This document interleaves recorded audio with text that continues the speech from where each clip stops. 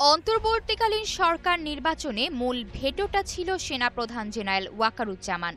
উপদেষ্টা আসিফ মাহমুদ সজীব ভুঁইয়া বলেন, সেনাপ্রধান বুকে পাথর চাপা দিয়ে ডক্টর ইউনূসকে প্রধান উপদেষ্টা হিসেবে মেনে নিয়েছিলেন। ক্যান্টনমেন্টের ইন্টারভেনশনের ট্রেইলার এক শীর্ষক 28 সেকেন্ডের এক ভিডিও বার্তায় এমনটাই বলতে দেখা যায় আসিফ মাহমুদকে।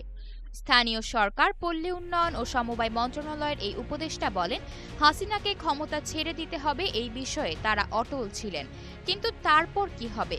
শেখ হাসিনা চলে যাবার পর দায়িত্ব তাদের দেশের মানুষের প্রতি দ্বিগুণ বেড়ে যাবে।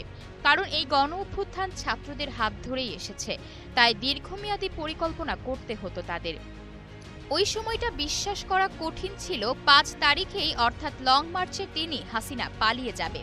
৫ তারিখের মধ্যেই বিষয়টা হয়ে যাবে উল্লেখ করে তিনি আরও বলেন, আমাদের সশস্ত্র অভ্যুত্থানের প্রস্তুতি ছিল।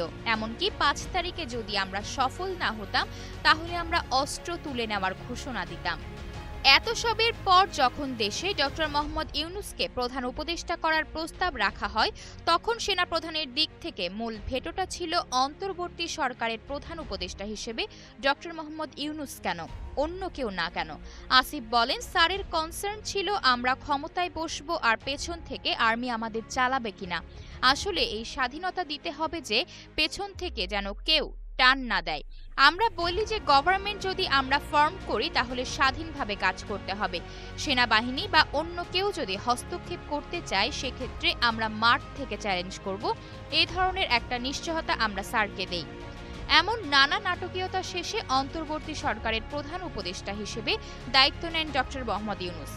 এক নতুন চ্যালেঞ্জ নিয়ে অন্তর্বর্তীকালীন সরকারের প্রধান হিসেবে দায়িত্ব নেওয়ার পর নোবেল বিজয়ী অধ্যাপক ইউনূস গত ৬ মাসে বেশ কয়েকটি হাই প্রোফাইল আন্তর্জাতিক সমাবেশে যোগ দিয়েছেন এবং যথাযথ সম্মান অর্জন করেছেন।